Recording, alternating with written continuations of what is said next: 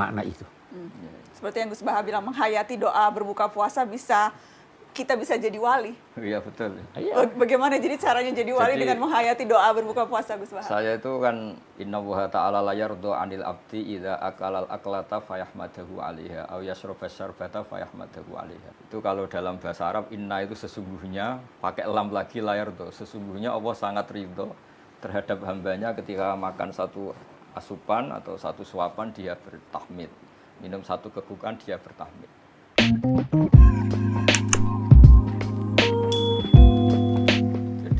Di antara hadis yang populer ya bagi diri saya juga saya harapkan umat Islam ikut mempopulerkan hadis itu. Sebetulnya tahapan ibadah satu ke yang lain itu kata Rasulullah, kata beliau, wahai orang Islam absyiru, kamu harus senang, harus bangga.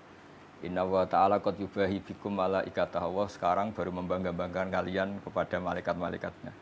Yaitu kalian setelah melakukan satu fardu, kewajiban menunggu fardu yang lain. Jadi misalnya terhitung niat, saya misalnya habis sholat subuh, di mata Allah, di pandangan malaikat, ini Baha sudah melakukan sholat subuh, hidupnya untuk menunggu duhur, duhur untuk menunggu asar. Jadi status kita ini selalu demi kewajibannya Allah. Beda dengan kita misalnya orang kapitalistik kan, dari satu mapan ingin mapan lagi, lebih mapan lagi, sehingga kita sangat materialistik. Nah ini hamba-hamba Allah pilihan ini dari satu fardu, addu faridotan wantadiru ukhra, wantadoru ukhra, dari satu fardu menunggu yang lain. Sehingga saya berharap kalau ngajarin anak-anak saya, bagi yang suka makan, silahkan tetap suka makan. Kamu hari ini tadarruk sama Allah karena lapar dan menunggu rahmat Allah, dibolehkannya makan itu juga rahmat Allah. Sehingga ketika lapar, kata Nabi, saya sebagai Nabi, kata Rasulullah, disediakan semua khuzainul ard. Tapi saya enggak mau, walakin aju'u yauman wa asba'u yauman. Terus kata Nabi, kalau ketika asba'u fa'ahmadullah, ketika aja'u fa'atadarru ilallah. Ketika saya lapar, saya akan tadarruk. Ibadah saya jalur tadarruk, jalur merasa lemah sebagai manusia. Ketika saya kenyang, jalur dekat Allah lewat muji Allah, lewat syukur gitu. Artinya saya ingin umat ini gini, ketika lapar, misalnya kita pejabat atau kita kiai besar, ternyata hanya segitu, kalau tidak makan lemes gitu. Betapa dhaifnya kita. Setelah makan kita syukur ya. Saya berharap dari satu kebaikan tadarruk menjadi kebaikan syukur, dari kebaikan syukur ke tadarruk. Jadi betul, bagus.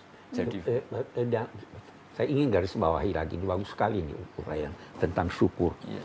Selama ini yang populer, tujuan puasa itu takwa. La'allakum tattaqun. Nah, padahal sebenarnya ultimate goal-nya itu syukur. Walitukmilul iddata walitukabbirullaha ala ma hadakum wa la'allakum tashkurun. Jadi syukur ini penting. Syukur itu menerima yang sedikit dan menganggapnya banyak. Memberi yang banyak dan menganggapnya sedikit. Nah, itu satu. Nah, kembali kepada pertanyaan berbuka puasa. Ini pengajaran orang tua-tua kami. Antara lain Habib Abdul Qadir ya. Dia bilang sebelum itu ada mereka baca doa. Astaghfirullah. Asyhadu an la ilaha illallah, astaghfirullah, nas'alukal jannata wa na'udzubika. Itu diulang-ulang. Kalau di kampung jadi pujian. Iya toh. Nas'aluka ridho kawal jannah wa na'udzubika min sakhatika wan nar. Itu kan jadi pujian kalau di kampung. Betul. Nah, itu mengingatkan kita bahwa kita perlu selalu memperbarui iman kita. Ada sesuatu yang boleh jadi karena perjalanan masa atau pengalaman mengeruhkan iman itu. Kita perbarui. Ini berarti kita harus paham betul apa arti syahadat. Istighfar. Perlu. Kita semua berdosa. Nah, kemudian usahakan menghindar dari neraka atau meraih sorga. Usahanya itu bisa ittaqun nara walau bisyikki tamrah. Ya, hindari neraka walaupun hanya sepotong kurma. Berbuat baik sama orang, kasih orang seteguk air. Nah, itu semua kalau kita bisa lakukan, itu ibadah puasa kita akan sangat berarti.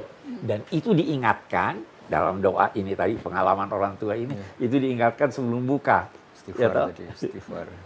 Supaya tidak arah semua pikiran itu pada makanan yang tersedia. Kalau tradisi berbuka Gus Baha dan keluarga biasanya seperti apa Gus? Langsung makan besar atau seperti penasaran pengen tahu?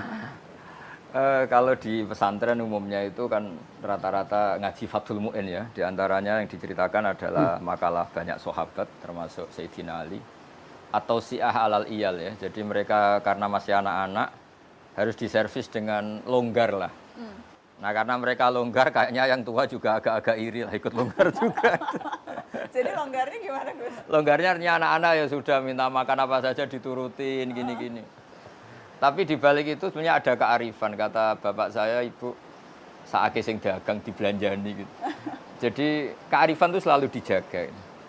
Saya punya cerita di kitab Bukhari, itu bagus sekali menurut saya. Suatu saat Nabi Ayub, kalau di Bukhari ini Nabi Ayub, dia setelah dihukum dan menjadi kaya raya lagi, kemudian dia melihat ada belalang dari emas, beliau ngambil banyak sekali. Terus ditegur sama Allah, masa sudah sekaya kamu, masih ngambil belalang emas yang sebanyak itu. Terus kata beliau menjawab, wa may yasba'u mir rahmatik. Siapa sih ya Allah yang bisa kenyang dari rahmatmu gitu. Jadi artinya tradisi Mbah Mun, bapak saya, semua orang-orang soleh itu ketika longgar beberapa menu makanan tuh, wong Allah sugih ora ngarah bangkrut gitu. Wong Allah apiane gak apa-apa dinikmati. Jadi apa ya, orang-orang soleh itu pilihan apapun tuh kembali kepada Allah Subhanahu wa taala. Sehingga jadi nyaman gitu ya, seperti Rasulullah tadi ketika lapar fa'atadarru ilallah, saya tadarru, saya merasa lemah. Terus ketika saya kenyang fa'ahmadullah, saya akan muji Allah. Jadi enak semua. Terus yang paling penting dalam ilmu ushul fikih itu ada kenikmatan bersama yang tidak maksiat, itu yang paling penting. Jadi kiai-kiai kita ini kan tahu bahwa dunia ini banyak maksiat, sehingga untuk orang senang saja harus maksiat. Nah ini perlawanan besar dari para kiai itu waladzatun fi ghairi muharramin. Semua umatnya ini dilatih menikmati sesuatu yang tidak diharamkan Allah. Itu perlawanan terbesar, sehingga kiai-kiai itu longgar sekali, jagongan longgar, gojlok-gojlokan longgar, guyon longgar, semuanya ini terhadap. Karena manusia ini potensi maksiat. Satu-satunya cara itu supaya mereka nyaman dengan taat tadi. Qul bi fadlillah bi rahmati fa bidzalika falyafrahu. Diharapkan kalau sudah menikmati taat ini enggak nyari kenikmatan lewat jalur maksiat. Di sini hebatnya Rasulullah ngajarin kita wa qurratu aini fis shalat. Senang ketemu ulama, ketemu habib, ketemu orang-orang soleh. Sehingga ada tradisi. Alhamdulillah ketemu Pak Kurais, ketemu Mbah Maimun, ketemu. Ketika orang lain mungkin masih senangnya kalau ketemu hal-hal yang dilarang Allah. Jadi ketika longgar itu filosofinya guru-guru kita, orang tua kita seperti itu.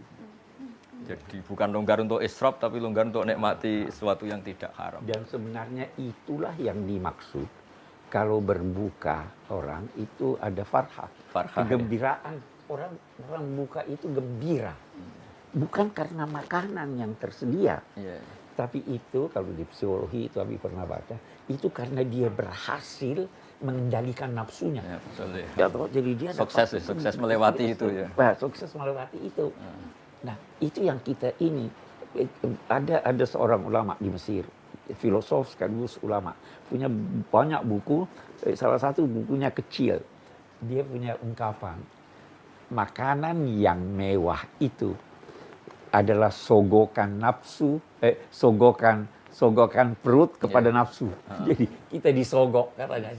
Sebenarnya dia ingin katakan jangan melihat pada makanan, tapi melihat ada kegembiraan. Boleh jadi itu sebabnya ya kegembiraan itu kita bersama keluarga makan bersama, buka bersama dengan orang, itu gembiranya. Artinya gembira tidak perlu maksiat tuh yang mahal itu. Ya, kita gembira tanpa maksiat.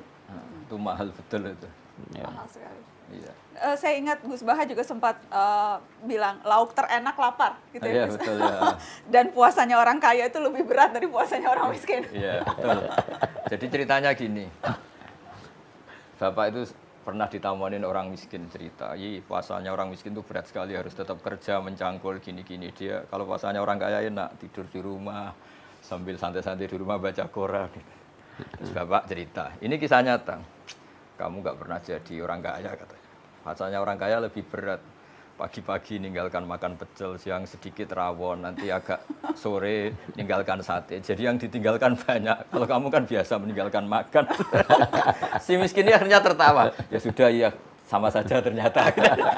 Intinya itu dulu pembelajaran supaya yang miskin tidak merasa paling heroik. Betul. Karena yang kaya juga heroik meninggalkan kongkoi-kongkoi di beberapa tempat yang biasa ngemil, biasa makan itu. Jadi itu hebatnya guru-guru kita. Kalau ngelatih logika ibadah itu sederhana, tapi orang itu akan ingat itu. Iya, saya tambahkan lagi di sini. Salah satu tujuan puasa itu melakukan perubahan positif. Kita terbiasa ini tadi yang terbiasa makan ini dengan puasa, kita hendaknya jangan melanjutkan kebiasaan itu. Kita terbiasa tidur, bangun, katakanlah sebelum matahari terbit supaya ini. Sekarang kita dibiasakan, bangun sahur, dibiasakan tahajud lah, dibiasakan ini. Jadi puasa itu tujuannya begitu. Perubahan ini perlu ada.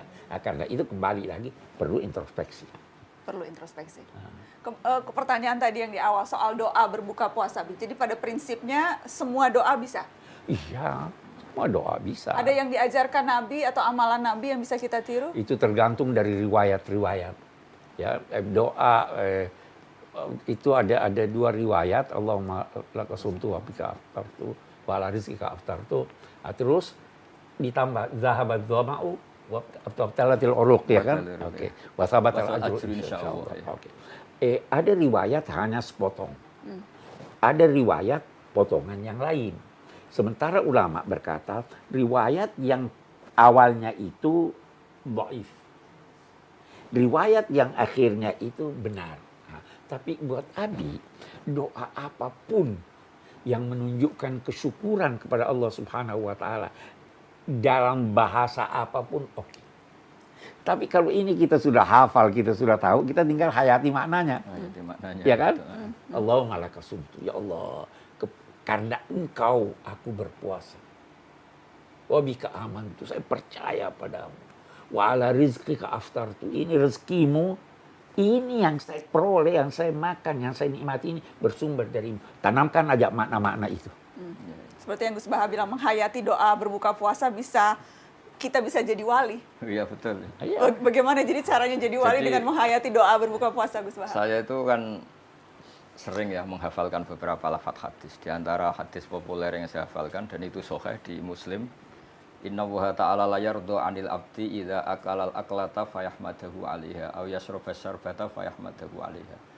Itu kalau dalam bahasa Arab, inna itu sesungguhnya, pakai lam lagi la yardu. Sesungguhnya Allah sangat ridho terhadap hambanya ketika makan satu asupan atau satu suapan dia bertahmid.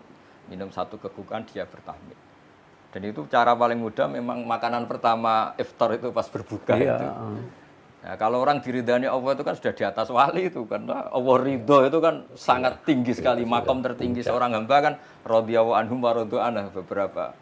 Nah, makanya saya tadi bilang sebetulnya tradisi guru-guru kita di kampung itu malah kalau iftar itu ya biasa aja, longgar, bukan karena apa ya.